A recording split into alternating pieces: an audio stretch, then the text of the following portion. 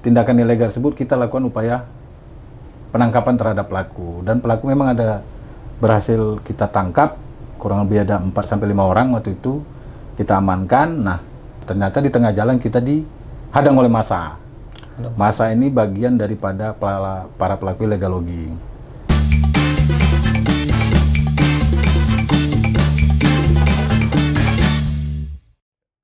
Assalamualaikum warahmatullahi wabarakatuh.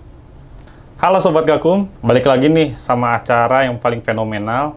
Apalagi coba kalau bukan podcast Gakum. Pada episode ke-8 di bulan 8 tahun 2025 ini, kita kedatangan tamu yang paling spesial. Nah, di sebelah kiri saya ada Bang Lembang Hutasoid. Halo Sobat Gakum. Dan Bang Ridwan Syah. Halo. Terima kasih nih abang-abang nih sudah hadir. Bisa dong untuk bisa memperkenalkan diri. Terima kasih Mas Arsi. Perkenalkan, nama saya Lembang Ferdinand Firdaus Hutasoid. Saya polisi kehutanan bertugas di Balai Besar Taman Nasional Gunung Loser.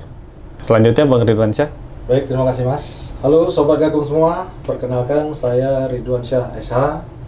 Saya bertugas di Balai Gakum Kehutanan Wilayah Sumatera, tepatnya di Seksi 2, Mako Jambi. Tugas saya adalah sebagai PPNS atau penyidik pegawai negeri sipil. Bang Lembang, Siap. dari namanya sendiri, apakah dari Jawa Barat, Kota Bandung? Saya aslinya orang Batak, Mas. Waduh, salah Orang nih. Batak, karena kebetulan saya ini lahir di Palembang, Siap. makanya nama saya dikasih nama Lembang. Jadi Baik. bukan dari Bandung, asli produk Sumatera Utara, kelahiran Palembang gitu, Mas. Jadi memang asli dari Sumatera Utara Di tulen. Sumatera Utara, ya? Iya. Jangan terkecoh dengan nama. Siap. Ternyata nama tidak mewakili daerah itu. Tidak mewakili. Jadi nama saya itu hanya karena ada kenangan lah dari orang tua saya ke kakek saya, opung saya dulu. Itu makanya nama saya dibuat nama Lembang, karena saya anak cucu pertama juga, makanya dibuat nama Lembang. Oh, baik. Itu Mas, itu Siap, Pak. arti dari Maaf nama ya, saya. salah Siap, nih. nggak apa-apa Mas. Oke, sekarang untuk Bang Ridwan Syah, Oh, iya, ini siap. seorang PPNS ya? Ya, PPNS saya. PPNS itu adalah penyidik pegawai negeri sipil yang mempunyai wewenang melakukan proses penyidikan penegakan hukum dengan kewenangan yang diberikan oleh negara. Jadi kita bisa melakukan proses penyidikan tentang perkara pidana di bidang kehutanan. Begitu Mas. Oh, baik, terima kasih banyak. Ya. Sedangkan Bang Lembang itu seorang polisi kehutanan Iya, polisi kehutanan Mas. Polisi kehutanan itu kan pegawai negeri sipil yang diberi kewenangan untuk melakukan perlindungan dan pengamanan di kawasan hutan pada umumnya. Jadi Oke, baik. kita juga tidak hanya melakukan patroli juga, tidak juga melakukan pengamanan saja, tapi kita juga mengedukasi masyarakat, memberikan sosialisasi kepada masyarakat, serta mendamping masyarakat juga bila perlu dilakukan pendampingan di lapangan gitu Mas. Ternyata sangat kompleks sekali ya. Ya seperti itulah kira-kira. Kalau PPNS itu bisa jadi Polhut, tapi Polhut belum tentu PPNS. Nah Ya. gitu. Jadi gimana tuh Bang? Karena kan seperti dibilang Pak Ridwan tadi, dia harus mengikuti pendidikan penyidikan. Nah, perlu saya tambahkan juga bahwa saya basicnya dulu Polhut Mas. Basicnya Polhut. Ya, jadi saya dulu Polhut, kemudian saya sekolah, kemudian karena persyaratan jadi PPNS ini harus S1, kemudian minimal pangkat 3A, Iya. kemudian bekerja sudah 2 tahun minimal, kemudian saya daftar, lulus dan saya pendidikan PPNS di Megamendung. Baru nanti setelah keluar dari situ kita mendapatkan Skep. kewenangan dan dibuatkan skep oleh Kemenkumham sehingga bisa melakukan proses penyidikan. Luar biasa Iya. sekali Bang. Prosesnya ternyata panjang ya Iya. untuk menjadi seorang PPNS ini ya. Sebagai gambaran juga, PPNS ini mirip-mirip tugasnya polisi. Jadi kita melakukan proses penyidikan sampai pemberkasan, kemudian kita serahkan berkas perkara kita ini ke kejaksaan sampai dengan P21. Nah, Luar biasa. setelah itu tahap 2 dan kewenangan PPNS sudah selesai. Oke, luar Iya. biasa Bang. Iya. Nah, abang-abang sekalian, saya ingin bertanya nih, apa sih yang memotivasi abang-abang sekalian ini sehingga menjadi seorang polisi kehutanan dan juga PPNS? Dan momen apa sih yang paling berkesan selama bertugas menjadi seorang polisi kehutanan dan juga PPNS? Silakan abang-abang. Mulai dari Bang Lembang dulu deh. Oh, oke Mas, makasih. Yang memotivasi saya itu yang pertama yang jelas polisi kehutanan itu salah satu tugas yang mulia. Karena apa? Memang orang akan menganggapnya sepele apalah itu polisi kehutanan, tapi saya meyakini bahwa pekerjaan saya atau tugas saya sebagai polisi kehutanan itu sangat bermanfaat bagi semua orang. Bahkan coba bukan hanya manusia, semua makhluk hidup yang ada di muka bumi ini, termasuk daripada tumbuhan atau pohon-pohon. Nah, makanya saya meyakini itu bahwa sebagai polisi kehutanan itu adalah salah satu tugas yang mulia. Dan juga memang kita menginspirasi daripada polisi kehutanan sebelumnya, senior-senior kita, bahwa ya ini enak juga nih, ini bagus nih, karena tidak semua orang yang akan peduli dengan alam lingkungannya, siapa lagi kan gitu. Jadi makanya saya sedikit termotivasi untuk menjadi seorang polisi kehutanan di sekarang ini. Mungkin itu salah satunya. Kemudian kalau untuk momen yang paling berkesan, sedikit saya cerita, sekitar tahun 2000, saya kurangnya 2019 atau 2018 itu. 2019 ya? Kita pernah melakukan kegiatan patroli, perlindungan pengamanan kawasan hutan, ya, khususnya di Taman Nasional Gunung Loser, karena saya bertugas di situ, Mas, di daerah Tenggulun, Citamiang. Kebetulan karena wilayah kerja saya itu ada dua provinsi, jadi kita melakukan patroli situ. Kita menemukan adanya aktivitas ilegal nih. Yang pertama itu mencari masyarakat yang mencari getah damar, kemudian aktivitas illegal logging. Jadi melihat hal tersebut kita nggak tinggal diam dong. Kami memang pada saat itu melakukan kegiatan pemasangan tanda batas sebenarnya. Tapi karena melihat hal tersebut, tindakan ilegal tersebut, kita lakukan upaya penangkapan terhadap pelaku. Dan pelaku memang ada berhasil kita tangkap, kurang lebih ada 4-5 orang waktu itu kita amankan. Nah, ternyata di tengah jalan kita dihadang oleh massa. Massa ini bagian daripada para pelaku illegal logging. Tidak hanya sampai di situ, kemudian kita karena sudah dihadang massa, kita digiring ke kantor desa. Di desa kita lagi didatangin oleh banyak massa. Hampir kalau tidak salah yang kami dapat informasi itu hampir 3 dusun lah waktu itu. 3 dusun yang melakukan penyerangan kantor desa untuk menyerang kami. Kita menggunakan mobil patroli itu, Mas. Mobil patroli 1 unit, kemudian sepeda motor 8. Mobil kami itu dirusak lah. Waktu itu kacanya dipecahin, bannya digembosin. Kemudian sepeda motornya kita yang kendaraan dinas kita itu dirusak juga. Jadi ini agak posisinya kita diamankan di kantor desa, kemudian pihak kepolisian datang untuk melakukan evakuasi kita. Kita akhirnya dibawa, diamankan, dievakuasi ke Polsek, kemudian ke Polres Citamiang. Jadi itu yang saya rasa sedikit agak berkesan dalam kehidupan saya selama menjalankan tugas, karena kita berupaya untuk melakukan penegakan hukum dalam melakukan perlindungan dan pengamanan ke hutan, tapi kita diserang oleh massa.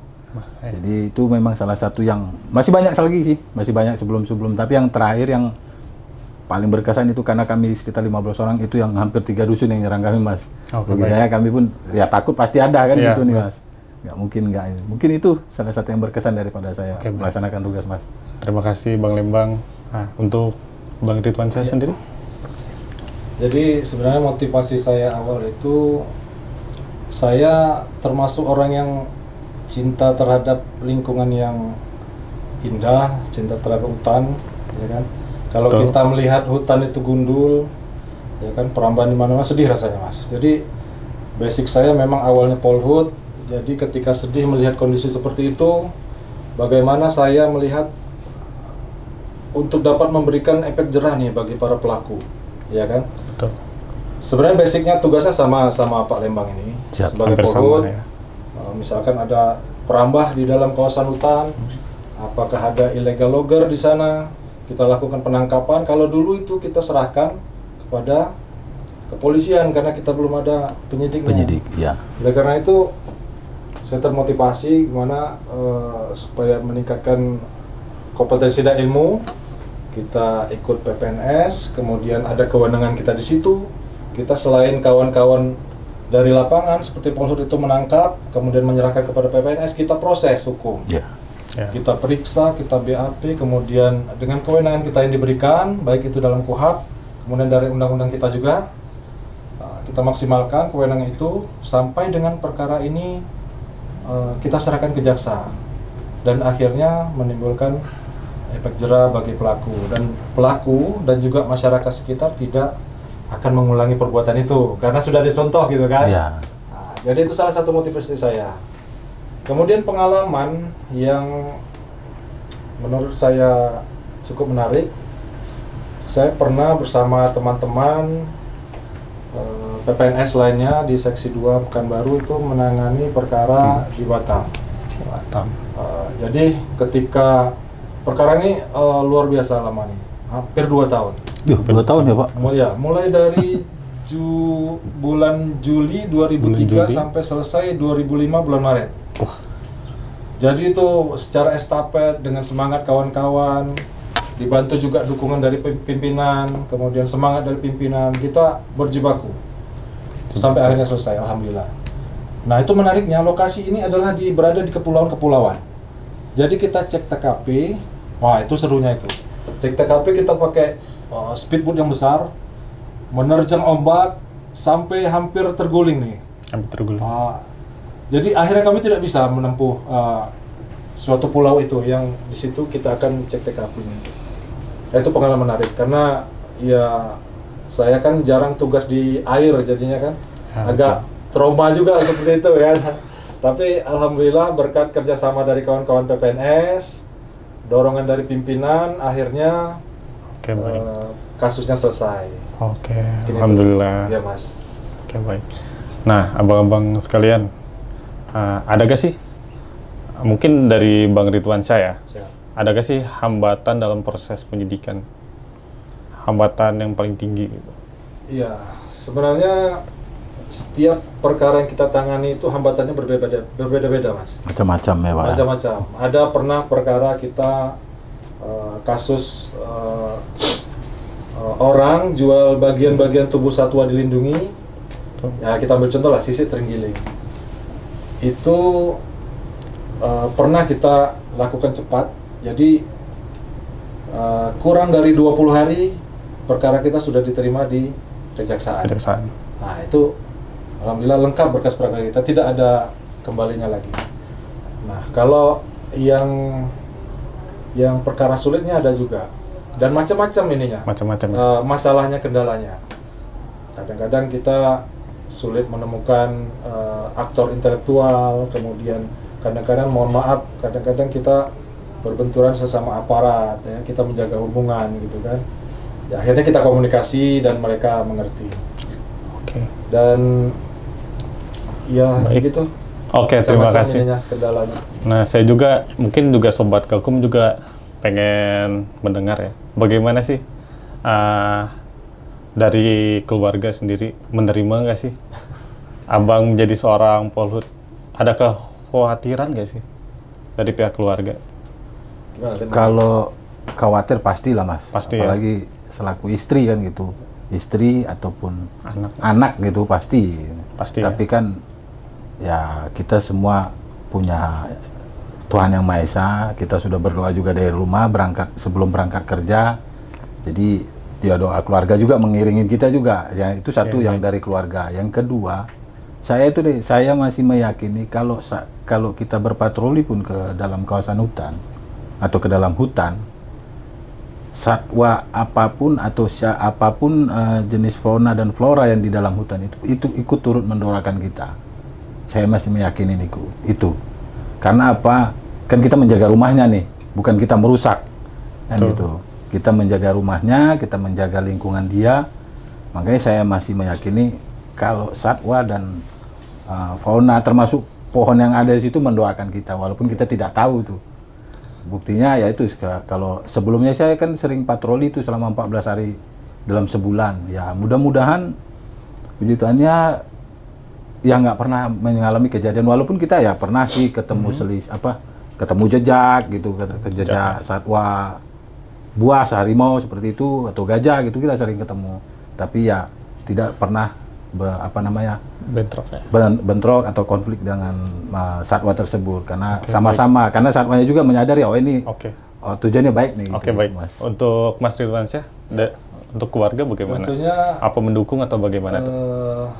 Keluarga kan sudah tahu ya tugas kita ini orang lapangan ya. Jadi mohon maaf tidak seperti orang kantor-kantor biasa yang jam 7:30 pagi masuk, kemudian jam 4 sore pulang, weekend ada di rumah, ya kan? Secara umum itu. Kalau pekerjaan kita ini kan keluarga sudah tahu lah. Jadi konsekuensinya sudah tahu. Kadang-kadang juga nggak pulang-pulang selama seminggu, ya karena ada tugas ya, pemeriksaan di mana gitu ya. Kadang kalaupun di kantor ngejar deadline segala macam pemeriksaan, nggak pulang gitu ya. Ya ngerti lah. Kadang kemarin ya waktu liburan ya pengalaman ya, anak-anak saya kan libur nih. Kemudian pas waktu libur itu ternyata saya lagi tugas di luar. Ayahnya kerja. Itu pengalaman, aduh. Karena anak nih libur karena sekolahnya jauh di pesantren ya. Jadi liburnya cuma 2 minggu. Cuma 2 minggu aja. Sementara selama 2 minggu itu saya di lapangan. Aduh, miris rasanya. Oke, baik. Nggak ketemu sama anak seperti itu ya. Siap. Nah, itu kalau keluarga sudah memahami lah kondisi seperti itu. Terus saya juga ingin bertanya abang-abang, apa sih tantangan yang paling besar untuk kedepannya untuk menjadi seorang polisi kehutanan dan juga menjadi seorang PPNS? Bisa dimulai dari Bang Lembang. Kalau tantangan terbesar kedepannya itu yang pertama, pertumbuhan penduduk juga berpengaruh terhadap itu. Jadi kebutuhan akan lahan, contoh untuk kasus perambahan itu kan berarti dengan berpengaruh dengan pertumbuhan penduduk, kemudian kebutuhan akan kayu untuk kasus illegal loggingnya, itu juga menjadi salah satu tantangan kita di lapangan, yang mana masyarakat itu akan banyak yang mencari kesempatan nih, bagaimana cara mereka bisa bertahan hidup atau bagaimana cara mereka untuk melanjutkan kehidupan mereka. Ya itu salah satu daripada yang mempengaruhi saya bilang dalam tantangan kita ke depan untuk bertugas. Apalagi semakin jauh misalnya terjadi aktivitas logging atau perambahan, itu juga berpengaruh juga untuk kita melakukan penegakan hukum. Apalagi dalam posisi yang jauh, kita harus memikirkan cara yang terdekat. Kalau melalui akses itu bagaimana, kan kita juga harus memikirkan selama. Jadi memang tantangan juga, kemajuan teknologi juga mempengaruhi kan, komunikasi juga semakin lancar kan. Jadi kita kadang, ini ada petugas masuk, mereka udah ngubungin tuh ke tempat mereka yang melakukan aktivitas ilegal dalam kawasan gitu. Jadi beberapa hal yang itulah yang menjadi tantangan terbesar kita di lapangan dalam melaksanakan tugas, Mas. Itu mungkin baik. Kalau dari saya. Untuk Bang Ridwansyah seperti apa tantangan ke depannya? Mungkin untuk menjadi PPNS. Ada juga sebagian sama Pak Lembang. Ya. Karena sekarang ini eranya digitalisasi ya. Jadi modus-modus operandi kejahatan itu sekarang sudah mulai lebih canggih gitu ya. Lebih canggih ya. Tidak seperti zaman dulu era-era konvensional ya kan. Dimana orang berjualan manual gitu ya. Kalau sekarang kan enggak. Contohnya saja nih, kita berapa kali mengungkap kasus penjualan bagian-bagian tubuh satwa dilindungi melalui media sosial. Apakah itu bentuknya macam-macam lah, grup jual beli lah, apakah itu ada di salah satu ini ya, di marketplace segala macam. Nah itu kita akan mengeksplor kemampuan kita lagi. Jadi kita harus mengikuti kemajuan zaman nih. Baik. Teknologi. Teknologi. Jangan sampai kita kalah nih sama pelaku kejahatan di bidang kehutanan gitu. Jadi kita terus melalui pelatihan-pelatihan, kemudian pengembangan diri pribadi, ya kan, kemudian bertanya sama yang paham tentang itu, gitu kan. Baik, terima kasih. Nah, untuk pertanyaan yang terakhir, apa sih harapan abang-abang sekalian untuk generasi muda dalam hal menjaga hutan kita agar tetap lestari? Silakan dari Bang Ridwan. Saya dulu. Ya, untuk sobat Gakum sekalian, generasi muda, generasi milenial, saya pesankan kepada kita semua bahwa marilah kita lestarikan alam kita, lestarikan hutan kita, dan berikut juga ekosistem yang berada di dalamnya, termasuk satwa-satwa liar dilindungi. Kenapa? Karena satwa liar dilindungi ini kalau misalkan kita kita buru, terus kita perjualbelikan, itu nanti percayalah, anak cucu kita nanti tidak akan pernah bisa melihat satwa liar dilindungi secara langsung. Baik. Adanya apa? Di foto aja nanti. Oke, Itu kalau kita tidak menjaga alam kita, menjaga hutan kita, dan menjaga habitat ekosistem termasuk satwa-satwa liar dilindungi di dalamnya. Kemudian satu lagi saya pesankan, jangan kita melakukan jual beli atau kejahatan di bidang kehutanan, contohnya jual beli bagian-bagian tubuh satwa dilindungi di media sosial. Karena kita dari Balai Gakum dan juga Dirjen Gakum Kehutanan ada bagian namanya cyber patrol. Jadi bagi sobat Gakum semua yang ingin memperjualbelikan satwa liar dilindungi di media sosial, itu akan terpantau. Nanti akan terpantau. Jadi prinsipnya kejahatan kehutanan maupun tumbuhan satwa liar sebaik apapun dikemas pasti ada celah untuk kita temukan kesalahannya. Maka saya pesankan jangan kita memperjualbelikan bagian-bagian tubuh satwa dilindungi di media sosial. Baik, terima kasih banyak Bang Ridwan Syah.